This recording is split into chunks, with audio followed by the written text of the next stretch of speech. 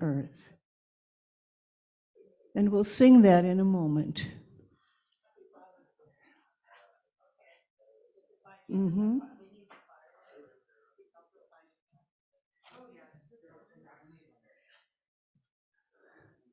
And our opening invocation.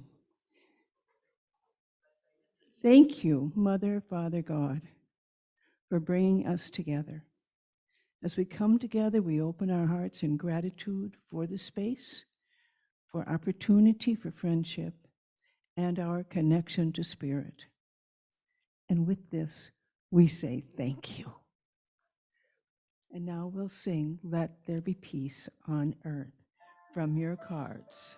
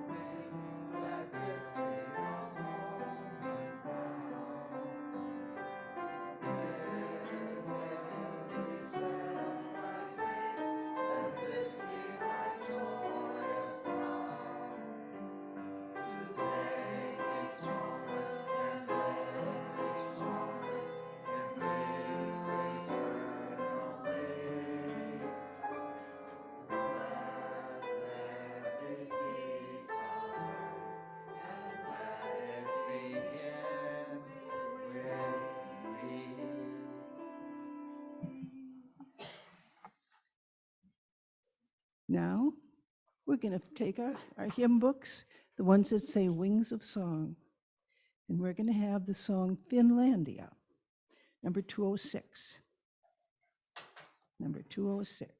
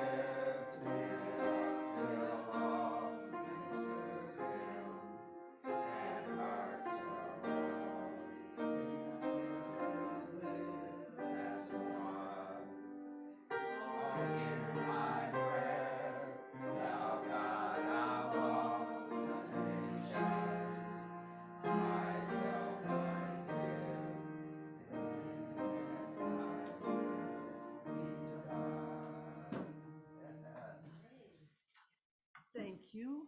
Be seated, please.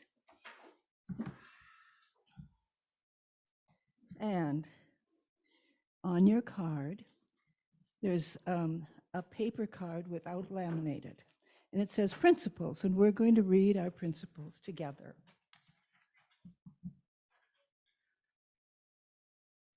We believe God is the eternal source and creator of all, and is present in everything.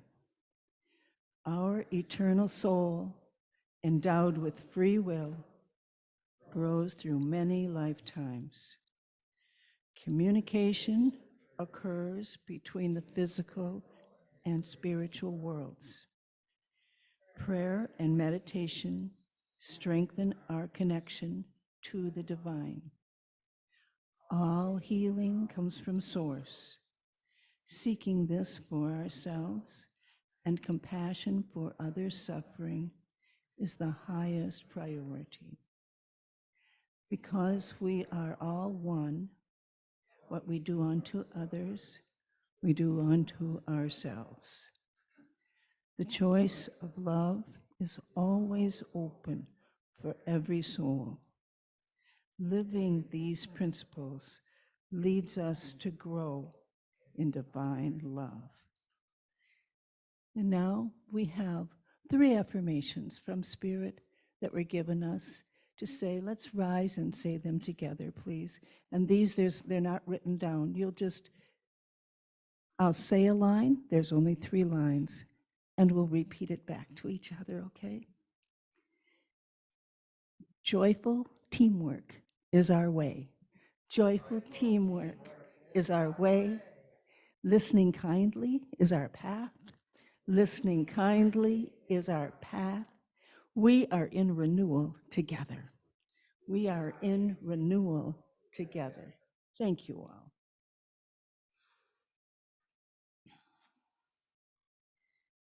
Now, this is the time in our service where we ask for prayers.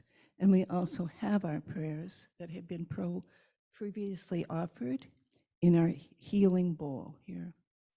So if you're carrying a mission or an idea or a person or something that needs healing in your heart, you can think about that now. You can at any time place a thought, a prayer, spiritually, mentally, emotionally into the bowl all week long, really, because we have used this bowl and blessed it and used it to hold blessings for many years. Now, is there anybody among us who would like to stand and say their prayer that they would ask us to reflect on in a few minutes together? Jan.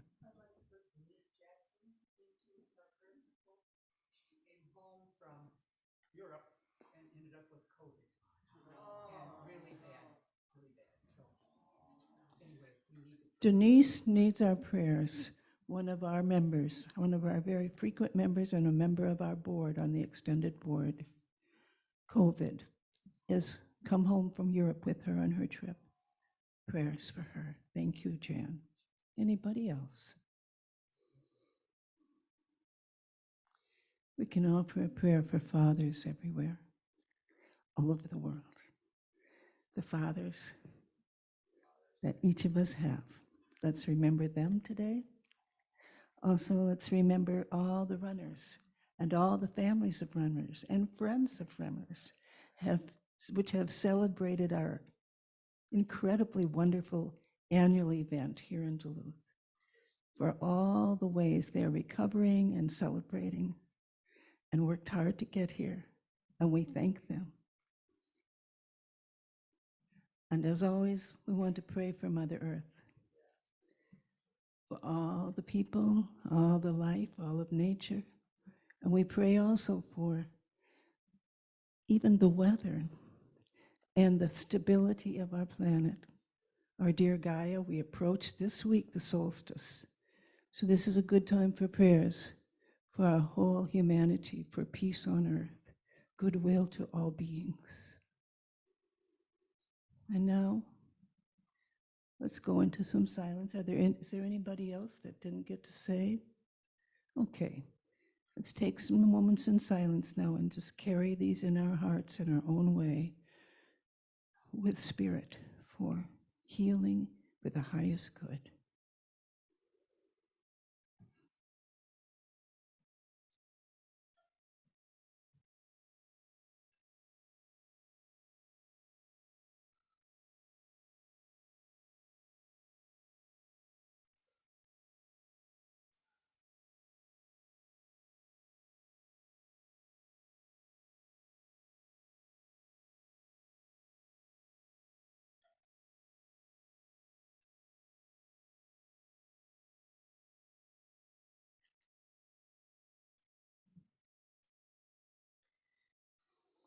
Creator, we ask your healing blessing for all the offered prayers today, as their highest self and the highest good for each aspect. May they receive the best healing for themselves and be raised up in God's love and light. Thank you. Now, we'll have number 74 in the silence as we lead into our healing meditation in a few moments. Number 74, Hymns of a Wings of Songbook in the silence.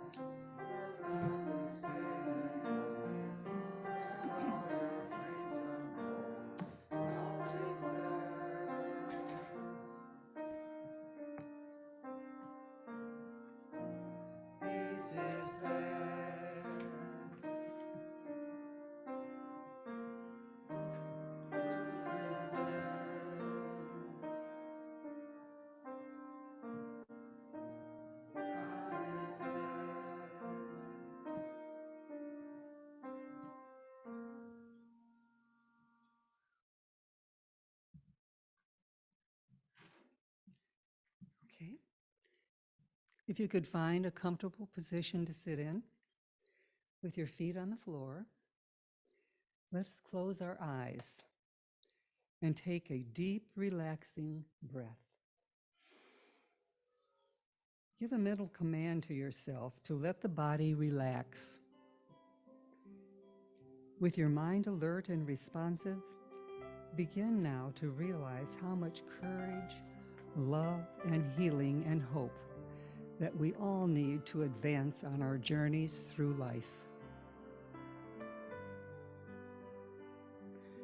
Let's feel love now for our planet, Mother Earth.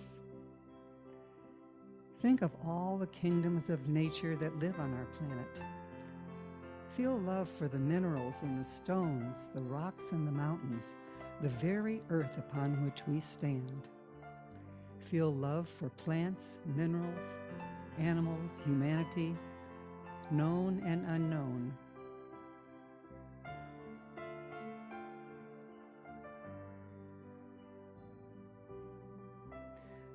Now feel love for yourself.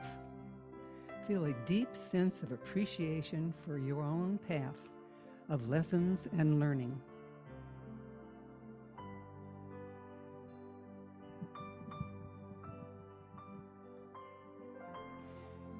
Feel love for the body that serves you, and allow this love to flow through every level of yourself as a healing, clearing force that fortifies you to continue your walk through life.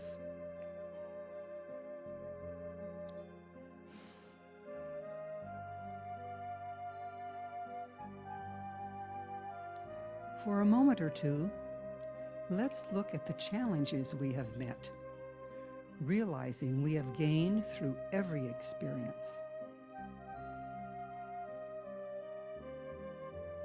Some we have enjoyed, and some have hurt.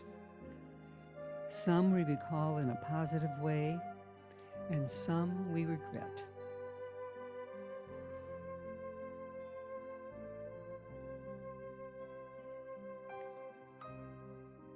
Now choose a situation in which you need to forgive yourself or another.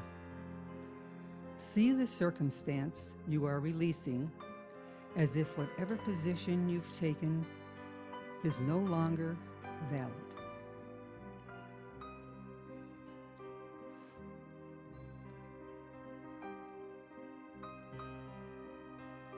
Visualize this experience like a photo or a picture in a magazine. Then crumble it into a small ball of paper. See it turn into a small, dried up flower. The life is going, gone out of the situation.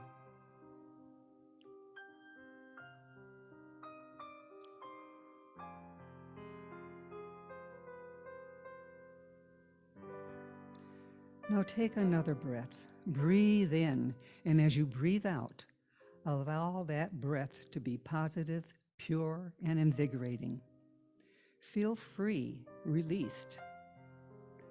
Breathe again, a nice, long, deep breath. As you do this, know that nothing will be as it was, that the experience is over. You are not the same, and the situation is not the same.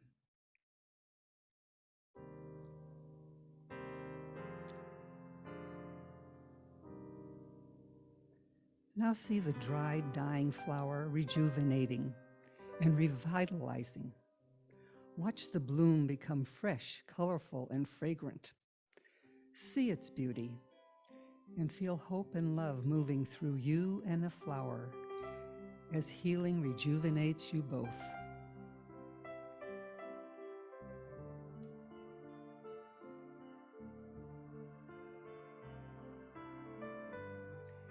Healing happens within our nature as we send healing to others, to situations, to experiences past and future.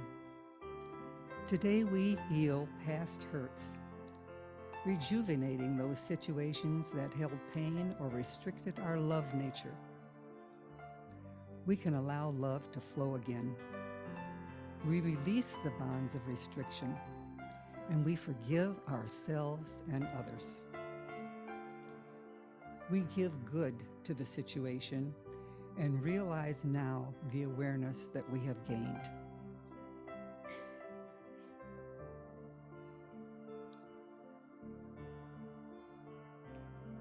Feel yourself healed of body, mind, and spirit, ready to begin again in a new cycle of growth.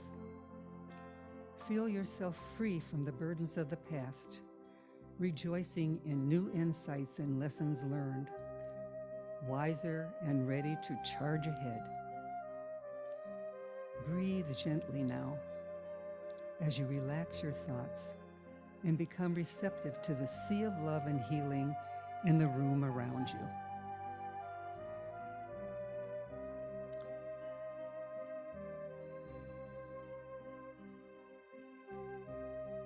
Now radiate the light within you in all directions. And as you breathe, expand that radiance until it fills the space of the room that we're in. Bless, touch, and share this radiance with everyone around you. And hold everyone in the group in the light of your meditation.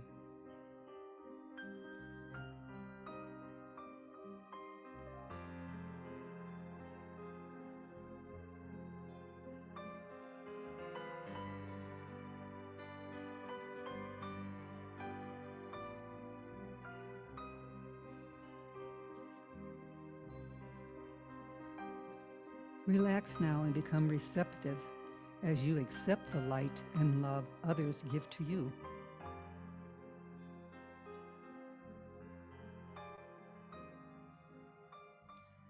Take another breath and prepare to return to the outer awareness of the room around you. And as you do, give thanks for the experience of life, the spark within and the high consciousness at work within your being, guiding you as you grow. Continue to be gentle with yourself as you continue to return to this outer awareness. Namaste.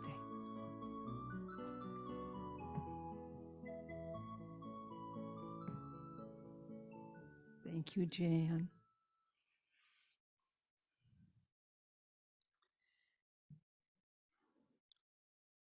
Now, we would often have a speaker from outside right now, and this is one of our days for community sharing. It's Father's Day, and any of us who wish to step up and tell a story or some way that your father has shaped your life, spiritually, ethically, memorably. Sometimes our lives are not easy. Sometimes our fathers aren't always the way they would like to be. Sometimes we aren't.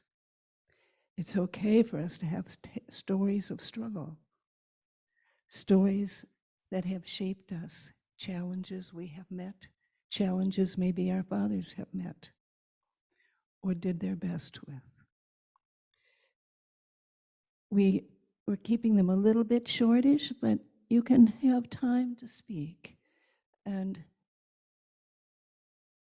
this is one of the ways we have really been blessed in our community as we've learned each other's stories here and there. Would anybody like to begin?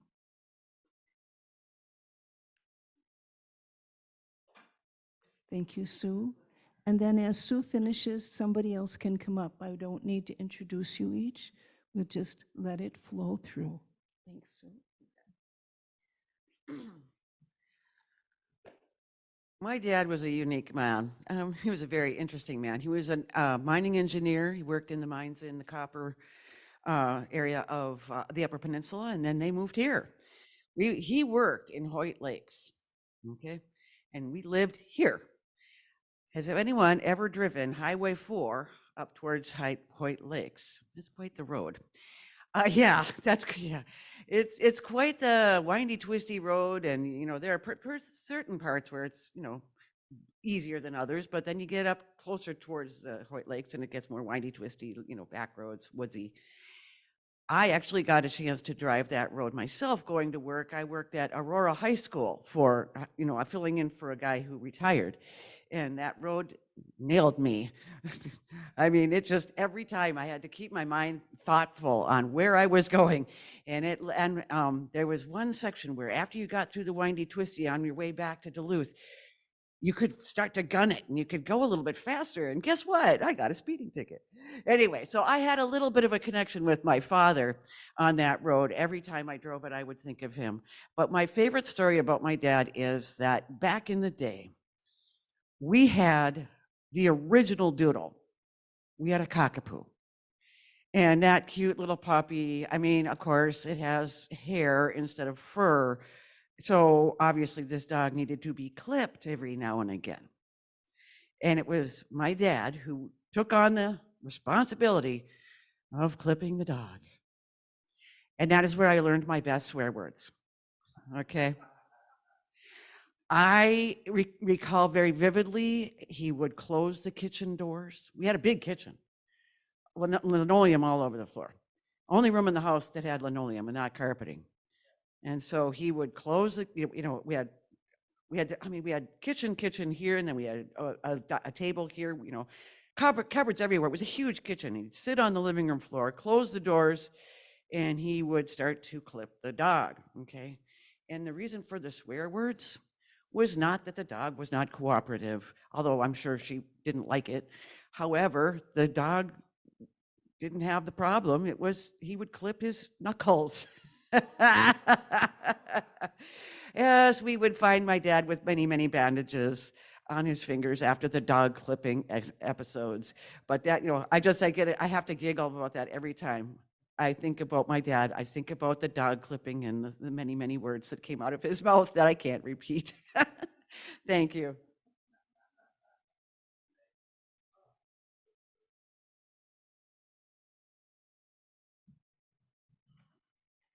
I never thought I'd be up here doing this, but regarding my dad, he was a hard-working man, a railroad man, a man who loved the railroad, Northern Pacific, climbing up and down those boxcars, turning the switches, whatever they call it, so that the train would go this direction instead of that, whatever. Hard-working. I see him in the basement. There'd be these pipes in this old house, and he'd be doing push-ups. He'd be just doing these exercises. He'd be on the floor. So being athletic and in shape kind of still goes in my family. Can you imagine? Then there's my son, Daddy. Yes, my son, the daddy. His amazing, amazing skills. And in the marathon, you had the best time ever. Then there's my daughter who ran too, and she had the best time ever, I think, since she was in junior high or whatever she said. They did the best, what's called PR? Whatever, beat their other records. I mean, these guys are not 21 anymore. But, you think about my dad in his 60s, and he's doing this. I'm like, oh, and then in this house we lived in, it was a coal furnace.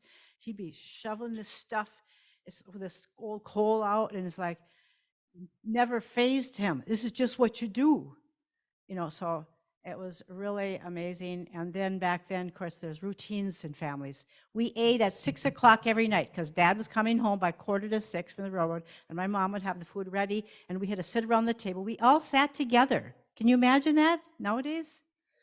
So that's what I think about. I don't know, I just had this vision of my dad, and my parents represented health. You kids are so amazing, and you just follow. It's the pattern of the families, with your health, your healthy ways, and your exercise, and your amazing skills and all that you do. Thank you. You're spreading the love. Okay. Yes.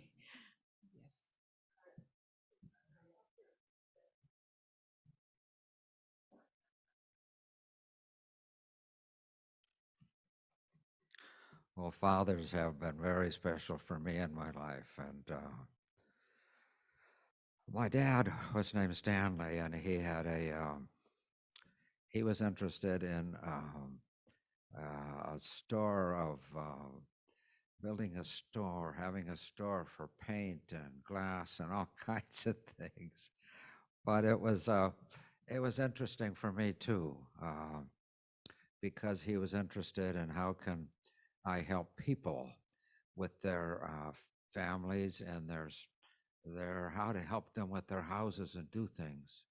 And so he had a store with a paint store, and it was always great to see. And the great times I had with him was hunting. So we used to go hunting pheasants and ducks and geese in North Dakota. And when you get out there, you see you see the space of creativity of nature, and it's so wonderful. And so we went hunting this one day, and we had a dog with us, and we'd never trained the dog, and so we went hunting for pheasants. And here we were, and we were by a little creek, and we're on the side of the creek, and all of a sudden this pheasant comes up, and we shoot the pheasant, but he's in the water, and we've never trained the dog to get anything like that. So we had to throw stones and say, "Go get that pheasant in the water." And the dog did. He went out there, got the pheasant, brought it back to us, and it was the most beautiful thing of nature with the beautiful colors of the pheasant. And so that's what it was with nature, and the ducks and geese and all those kinds of things. But that was my father, Stanley, and he was a great guy, and he had um, he just did all kinds of good things for us. And so it was how our family together could have fun. Oh, but then there was another time we lived in West Rosser, and we had uh, an apple tree. and and he said, we could get some apples. Okay. So here we were climbing up the tree trying to get apples. I mean, but it's so great to have a great family. And my father, Stanley, was just a great father. And we had all kinds of things with our family. And my mother, too. And um, it was great just to be together and how to enjoy life and then go out into the wilderness and see the ducks and the geese and see nature, which is fantastically creative. Nature is beautiful and wonderful, and we'd see these cornfields and streams and everything. But thank you, Holy Spirit, for the greatness of creation, of everything that's here on the earth, everything that's here on the earth, the trees, the flowers, and everything we have for each other, the love and light to share together. And thank you all for your love and light to be sharing with us today. Amen.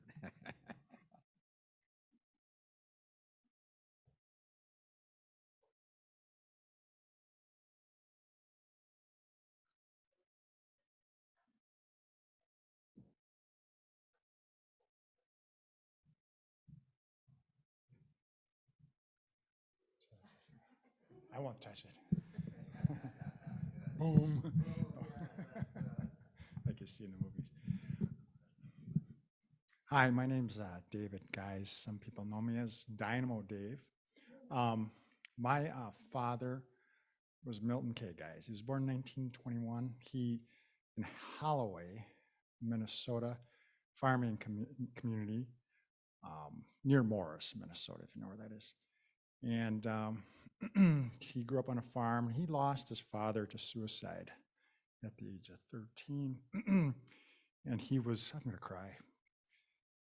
And he was sent off to an uncle who treated him very poorly, like a slave, because his mom, couldn't take all the kids with her. And then he had enough, and he ran away during a blizzard to where his mom was, and she took him in. That was a several-mile walk.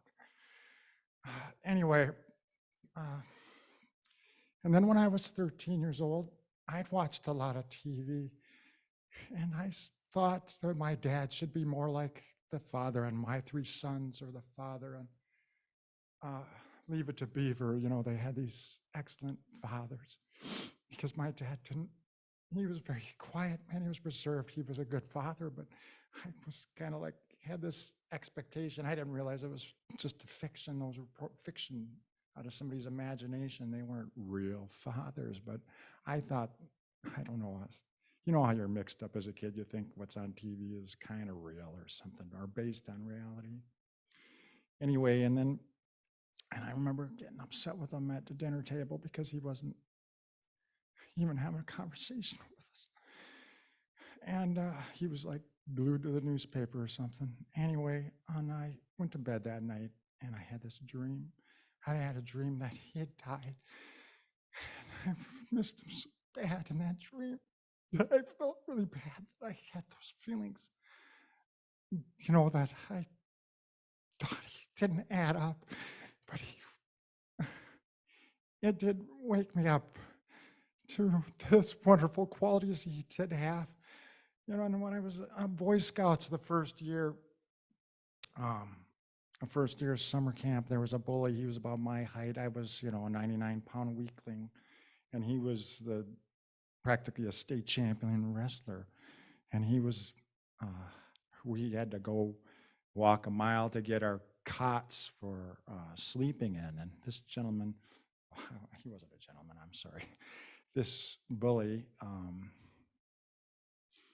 me and one of my best friends got our cots, and we brought them back. And then he grabbed have my cot. And he says, this is mine. And I knew I couldn't really physically stand up to him. And I got homesick because of his bullying. And it was the first time away from home, a long time.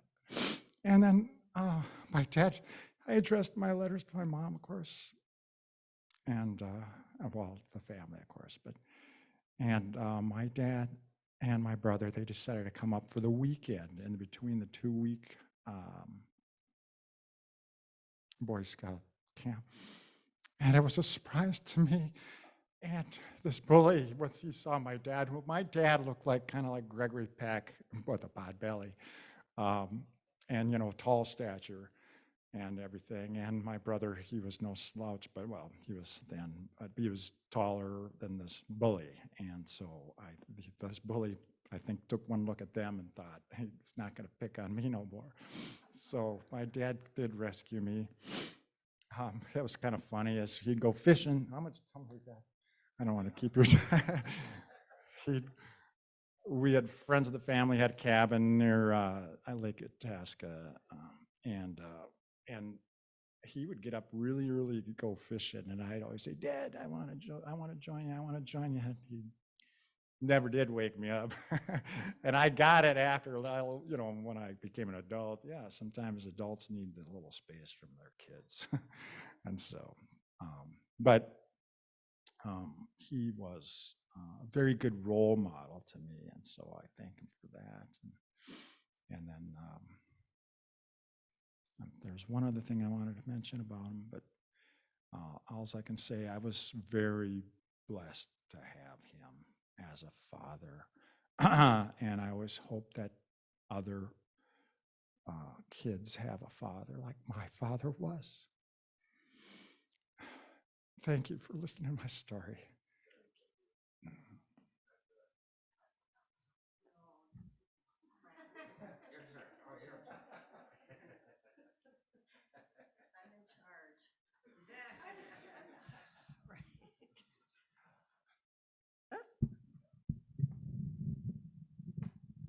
Well, my story is a little different.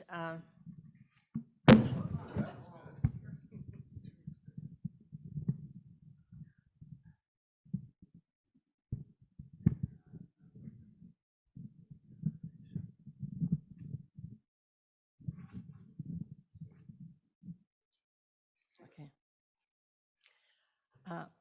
I was 3 when my father was killed in a truck accident. I was with him.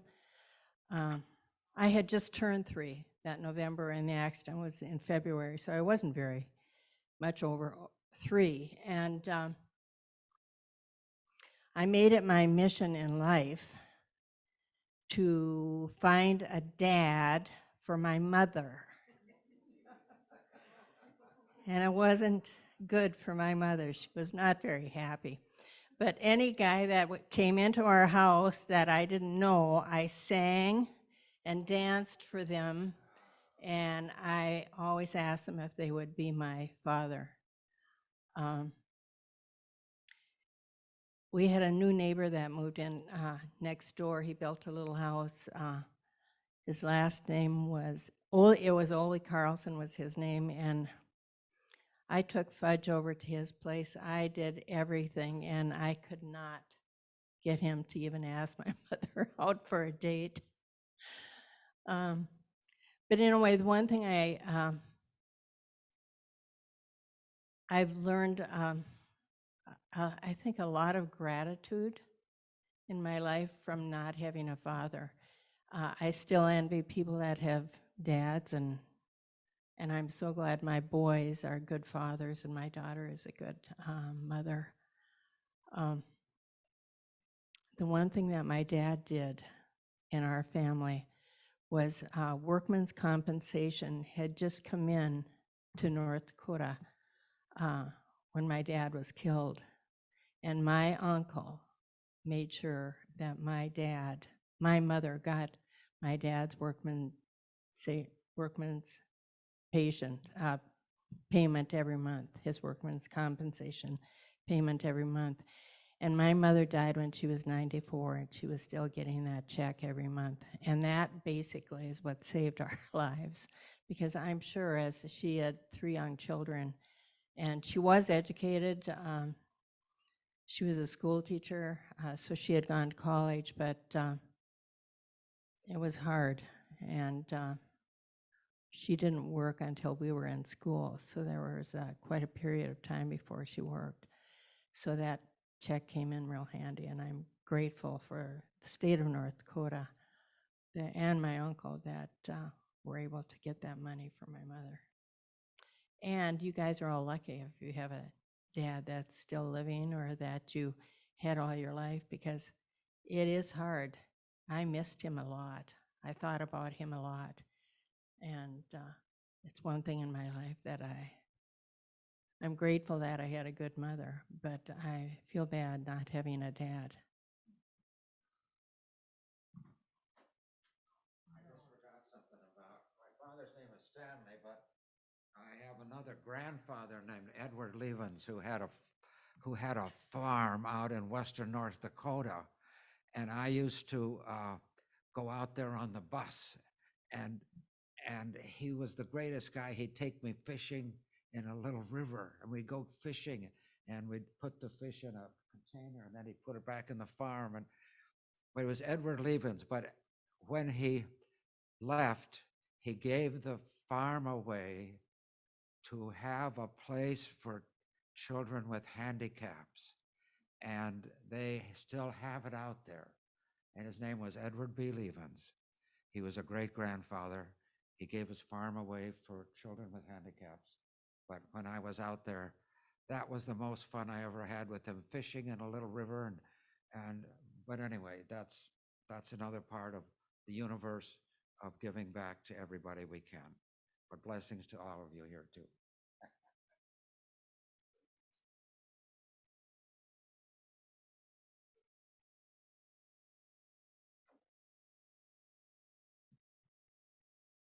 My name is Sherry from the Twin Cities, visiting people this weekend.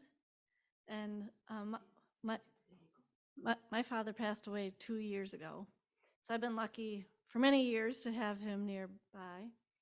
My family always celebrated dinner together. As one of you mentioned, that we always had, breakfast and lunch and dinner. That was really important in our family. And so every week, for years and years, the whole family would get together for dinner. And even though both my mom and dad passed, my sisters, I have 3 younger sisters, and we still try to get together for dinner every week. Maybe not quite so often, but when we can. It's really nice that they set that up. And when I was growing up, my grandparents did that. They had us over for dinner. One of them would have us over for like Sunday right after church, or the other one would have us for Sunday or Saturday night supper once a week. So it was always such a good memory. While my dad was working, he always wore ties, kind of like Dave has on. But so he started out with the nice ties like Dave has on. But then he got to the point where they have those cartoon character ties.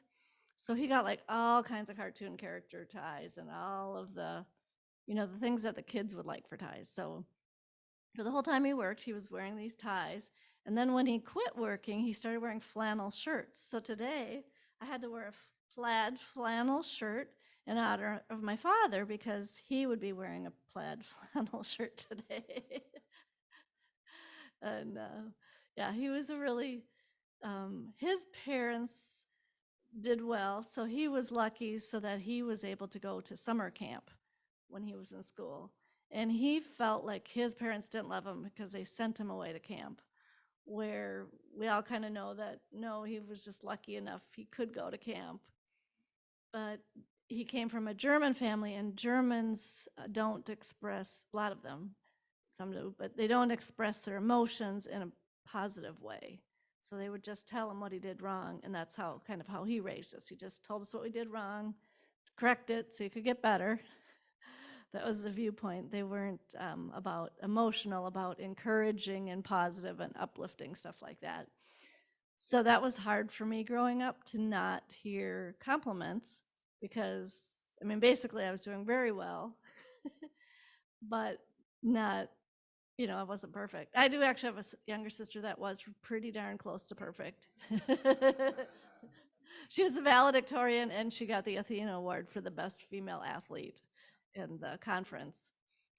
And she was captain of the tennis team and the table tennis team for like 4 years in a row. So she was pretty good. So yeah, I never lived up to that, but I was, he got us into a lot of sports. We did a lot of sports, so I was really lucky. The thing that makes me an unusual person, and the reason I'm really happy to be here and reading about your principles, and I'm going to give you a little bit extra outside the box because you said you've got these principle things, right? So when I was a child, I had hypoglycemia, and my dad didn't really believe in that, and he didn't really believe in food allergies. And sometimes I would pass out because I didn't have food. And we still ate 3 times a day, but if we get a lot of exercise, my blood sugar can drop suddenly and I have to eat. And I know I need to eat. And sometimes I would say, well, I need to make sure I bring food.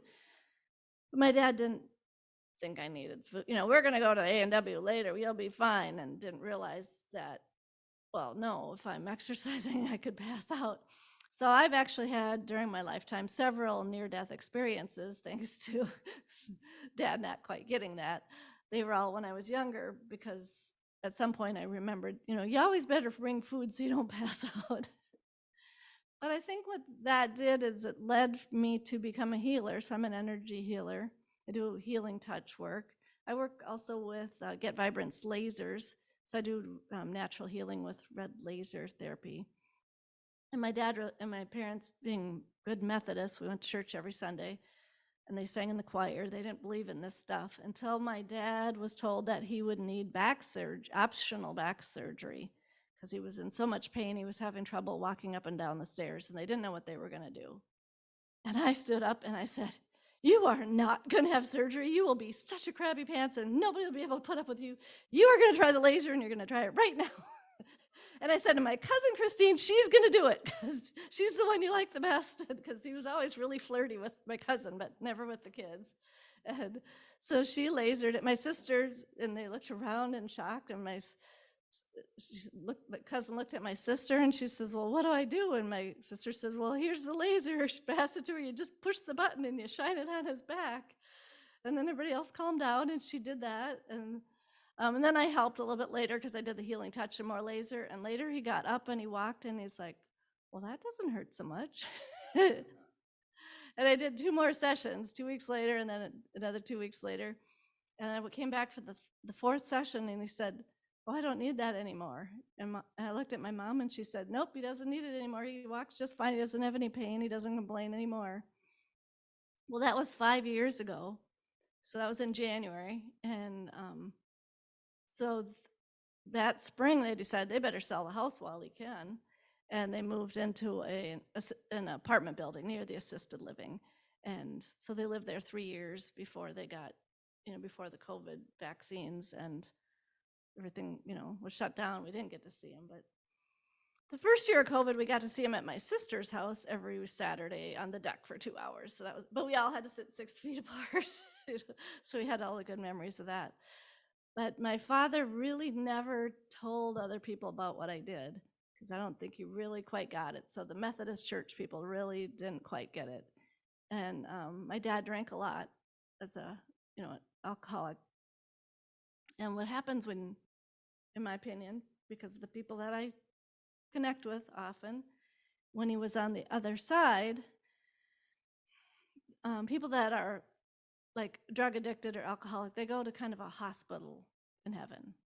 So where the people that are healthier get to go meet with their family right away, the people that have addictions and health issues, it's a shock because you no longer get to eat, drink, or use your drugs when you're on the other side, because there's no physical stuff on the other side. So my father is in like this program. So it's pretty much like AA. And one of the things that you have to do for AA is make amends with people. And because I'm just psychic enough, over the last 2 years, I have heard my father apologize over 100 times for all the things that he didn't know and couldn't see, that, he just was totally unaware of, being on the other, until he's on the other side, he can watch and see what we do. My mother, on the other hand, really didn't talk to me after she passed away, and until a couple weeks ago. And I have mold in my house right now, and I got very sick, and um, I was bedridden, but so I like sleep a lot. Like I might sleep 16 hours, I might sleep 20 hours. I'm just like bedridden. I can't get up for hours and hours, but my body then recovers. I have a lot of healing techniques. I can get past it. And my mom came one night and she said, "I'm so sorry. Now, whenever you came to our house, you were looked just fine. I didn't know what you meant when you slept 16 hours. I thought you just, were too lazy to watch TV. I didn't get it." She says, "Now I get that you were that sick and that you really deserved help. I can now understand why you're jealous when people that get cancer have all kinds of people coming over to bring them food, and we never once brought you food when you were sick because we didn't know that you were just laying in bed, but you were actually that sick."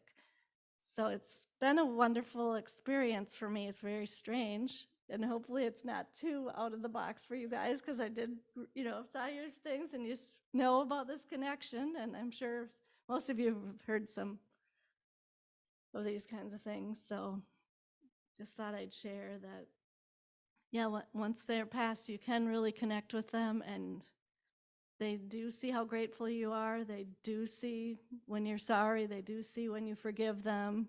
They hear it. They feel it. Every time you say you're sorry, every time you say, "I forgive you," that makes the whole world better. Every time you say, "I love you," "thank you." So the Ho'oponopono prayer statements, those are just so wonderful for improving life on our planet. And for people on the other side, it helps them heal too.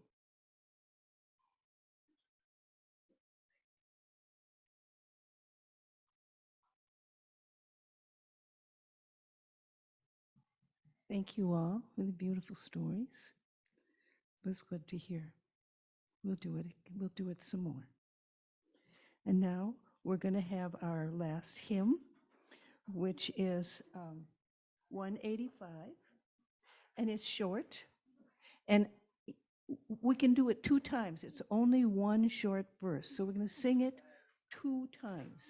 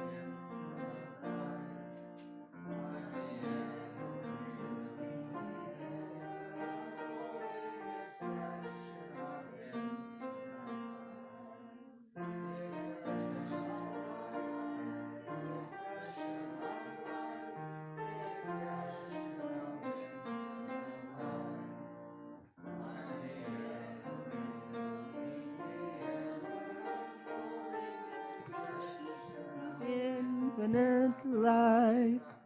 Thank you, everybody. And now we will have our offering. Thank you, Sue, for passing the basket.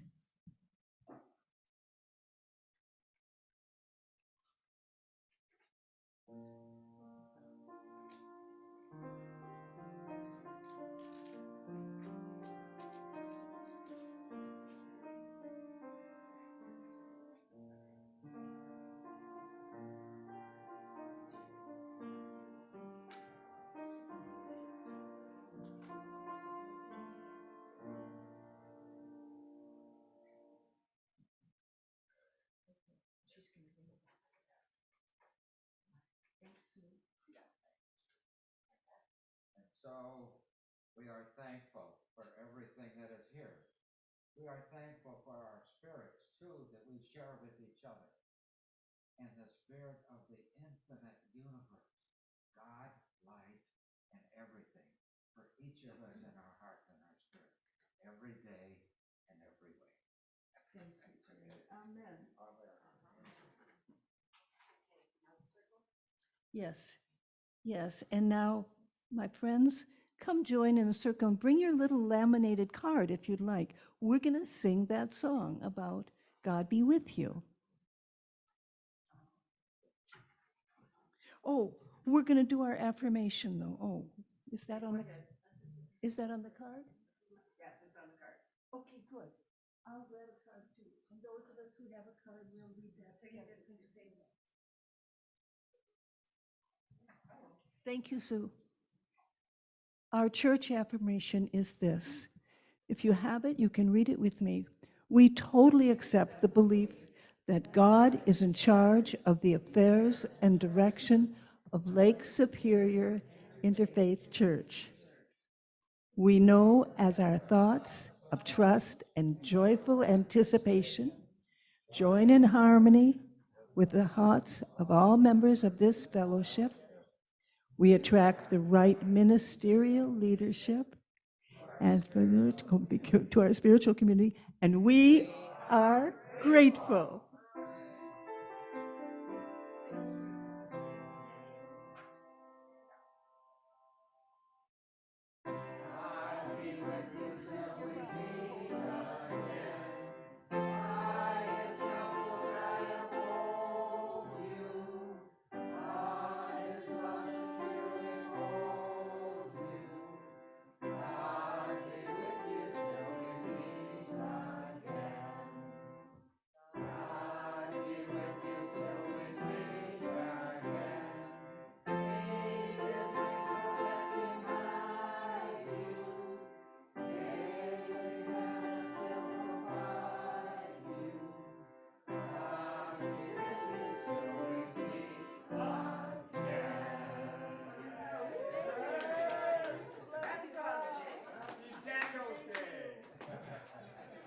Thank you.